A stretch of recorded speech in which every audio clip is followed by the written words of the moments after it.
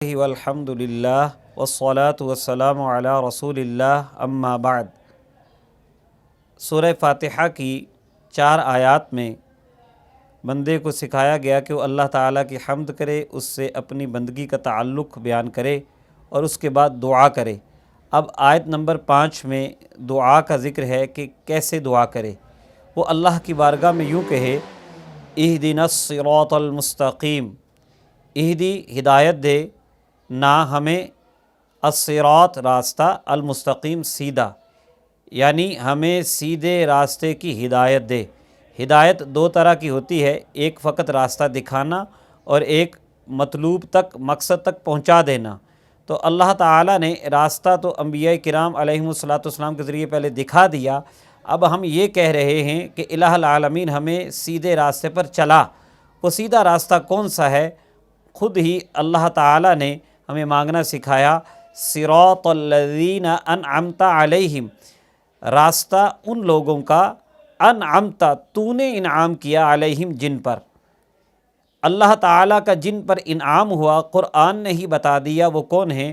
انعم اللہ علیہم من النبیین والصدیقین والشہداء والصالحین، وہ اللہ کے انبیاء کرام ہیں، وہ صدیقین صحابہ کرام ہیں، وہ شہداء ہیں، وہ صالحین ہیں، اولیاء کرام ہیں۔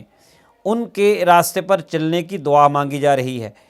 غیر المغضوب علیہم ولا الضالین، اور اس کے ساتھ ہی نفی کی ان راستوں کی جن میں اللہ تعالیٰ کی ناراضی ہے۔ کہا غیر نہ المغضوب علیہم، ان کا راستہ جن پر غضب ہوا، ولا اور نہ ہی الضالین، گمراہوں کا راستہ۔ قرآن حکیم کا یہ اسلوب ہے کہ اگر کہیں نیکوں کا ذکر ہے اور ان پر انعام کا ذکر ہے تو اس میں ساتھ ہی تقابل کے طور پر بروں کا، برے عقیدے والوں کا اور ان کے عذاب کا بھی ذکر ملتا ہے۔ سورہ فاتحہ میں اس کی جھلک بھی آپ کو ان آیات میں نظر آئی۔ ہم جب اللہ تبارک و تعالی سے سیدھے راستے کی ہدایت مانگتے ہیں تو سیدھا راستہ صرف ایک ہی ہے، اور پتہ چلا کہ وہ سلف صالحین، انبیاء کرام، شہداء کرام، صحابہ کرام علیہم الرضوان کا راستہ ہے۔ اور یہاں یہ ذکر کیا گیا کہ المغضوب علیہم، جن پر غضب ہوا، ولا الضالین، اور جو گمراہ ہیں، ان سے مراد وہ لوگ بھی ہیں کہ جن گروہوں نے اپنے انبیاء کرام علیہم السلام کی تعلیمات کو بگاڑا، انبیاء کرام علیہم السلام کے بارے میں غلط عقیدے اپنائے اور آسمانی کتابوں کی تعلیمات کو بدل کر رکھ دیا، وہ لوگ بھی مراد ہیں۔ اور اس کے علاوہ ہر گمراہ اور ہر اللہ کے غضب کا مستحق ٹھہرنے والا جو بھی ہوگا وہ سب مراد ہیں۔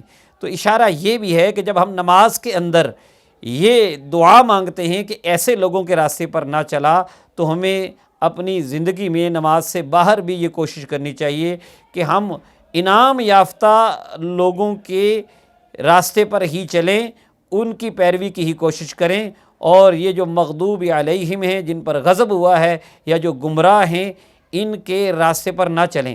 یہ بڑی جامع دعا ہے کہ ہدایت مانگی گئی، اور سب سے اعلیٰ اور افضل دعا ہدایت مانگنے کی ہے، لیکن اس میں بھی سب کچھ آ گیا، کیونکہ ہدایت انعام یافتہ بندوں کے راستے کی مانگنی ہے۔ تو جن پر اللہ کا انعام ہو وہ دنیا میں بھی کامیاب ہوں گے، آخرت میں بھی کامیاب ہوں گے۔